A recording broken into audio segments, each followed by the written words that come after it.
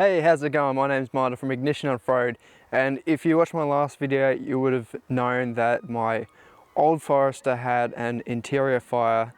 It's destroyed a lot of the interior and I've decided not to pursue that project. So in saying that, it's time to introduce my new project to this channel.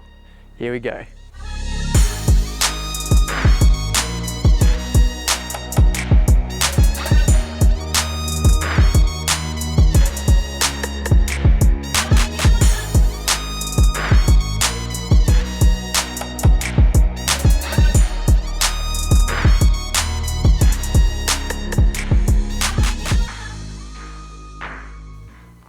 Okay, so this is my new to me 2004 XT Forester. So it's very similar to the Forester I had previously, except for now it's obviously the turbo version, which basically just means a little bit of extra power. So this is the XT luxury version, which comes with a few extra things, which include the moonroof, things like leather interior, and a few extra fancy controls on the steering wheel and climate control, that sort of thing. Now, as I mentioned in the previous video, the old Forester which got burnt, I could have salvaged it and continued the project, but XT Forester is something I've dreamt of owning all my life, so I bit the bullet, took it as an opportunity and moved forward and bought this. Because this is essentially the same year model except for a turbo version, that does mean that all of the good stuff I've got on the old Forester bolts straight onto this, which means bull wire, lift kit, roof rack, all that sort of stuff straight on here, which means I can transform it, take it out on the tracks straight away. The other good thing is my dual range transmission will also bolt onto this Forester. The dual range transmission has also been built and strengthened, which means it'll be able to handle that turbo power. So in the future, this will be a turbo dual range off-road Forester build, which is going to be really cool. In saying all that, I am going to take this in a little bit of a different direction. Now, beforehand with the old Forester, I bought it really cheap and it had a lot of dings in it.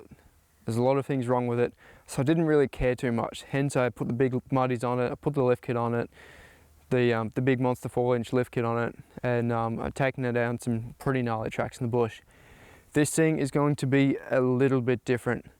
My intentions with this car is firstly to keep it street legal. I can take it out every day, daily drive it if I want to, go on big trips, and not have to worry about anything to do with the law. Secondly, I want to try and set this up as a 3-day camper. Essentially, I want to be able to take it out for 3 days and be self-reliant. And keeping that in mind, one thing I have to be wary of is the gross vehicle mass. Now, I can roughly add about 500 kilograms of extra weight to the vehicle, which will include a custom rear draw setup, bumpers, lift kit, bigger tires, wheels, roof rack, kitchen.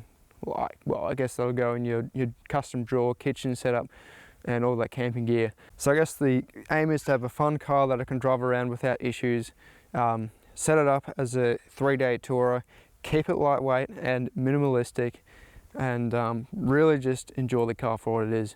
In terms of weight as well, I don't intend to have more than 2 people in the car, so back seats will probably get removed to make room for the custom drawer setup. And in terms of keeping it legal, I think I'm going to stick with a 2-inch lift for this one. Nice and easy, nice and legal. Don't have to worry about engineering it like with the 4-inch lift. Don't get me wrong, I absolutely love the 4-inch lift, but I think for this application, the 2-inch is going to be absolutely perfect and all I need. Now, as this is essentially take 2 of the off-road Forester build, I want to try and do it right. I've learnt things along the way with the first one, so I want to try and improve and make things better.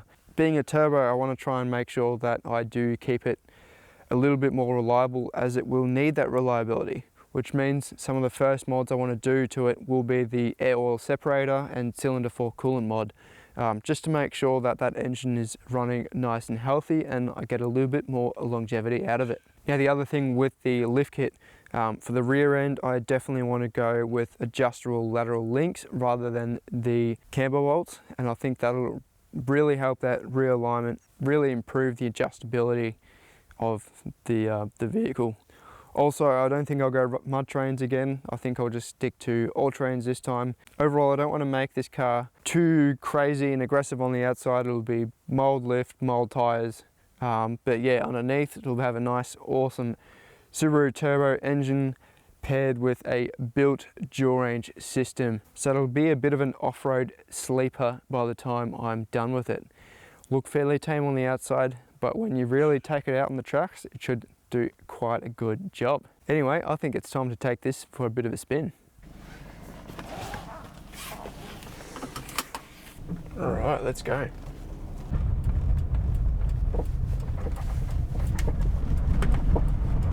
So when we jump in the interior of the Forester, it really isn't too different from the previous one I owned. As I said, they're pretty much the same year model, just that this one is the turbo version, and beforehand I have the top of the line natural aspirated. Now in terms of the actual difference, so now that we've gone to the turbo, what power figures does the turbo actually push? Now when this car rolled out of the factory floor, this car was meant to push about 155 kilowatts and 320 Newton meters of torque, which gives it a 0 to 100 time of 6.4 seconds. Now that's a massive increase to what the old natural aspirated had, and you can really feel it when you start driving the car. While the turbo doesn't really kick in until very high in the rev range, so going off memory here, the peak torque is about 3,500 RPM, and peak power is at about 5,800 RPM. So you're actually getting quite close to a red line for that turbo to really kick in. Now in saying that, even though the power is up high, I can still really feel a bit of extra power down low. Now in saying that, the comparison I'm making is between the old Forester, where it is still on the big lift and big tires, but comparing this stock XT to the old Forester in its current state, even down low, you can feel that little bit of extra power, which is quite nice. Now in terms of off-roading, this is really just a luxury. As I said in previous videos, the natural aspirated had plenty of power off-road. Now my concern was on-road. When we have that extra weight from all that camping gear in there, it really does slow down the car, particularly on hills. So I'm hoping with this new project, if we keep it within a 2-inch lift, and I really try to fine-tune the modifications, what I'm hoping to achieve is get really good on-road drivability, keep that real sportiness and the power of the turbo, but then you take it off-road, chuck it in low range, and yeah, it'll be really good. So pretty much as soon as my car did catch on fire, I went straight online and I started looking at new cars. I sort of figured straight away that this is what I wanted to do, and pretty much the next weekend I ended up buying this car. Now, so the car does have 190,000 kilometers on it. When I negotiated the purchase price, I did negotiate that the car gets a new timing belt done before I pick it up. Timing belt's done. Pretty much everything is immaculate in this car. Like it's so good. You look at the engine bay, there's not a single drop of oil, just everything works the way it should. Now, while I was trying to build the old Forester up to be quite hardcore, I really don't think it's necessary. I think there's a lot of places in Australia and around the world you can get with pretty much just a basic Forester. Now add a 2-inch lift and all-terrain tyres, and I think you'll be able to go a lot of places off-road. And that's pretty much my intention. Now, as I mentioned before, what's going to be really good is that I can swap all the parts from my other car over. So that Super Extreme bull bar, for one, they're not that easy to come by second hand, and they're quite expensive brand new, so that's coming straight on this car, as well as a few other modifications. So I hope you're as excited as I am for this new build. There will be plenty of videos to come. The modifications on this are going to start very, very soon, which I'm super excited about.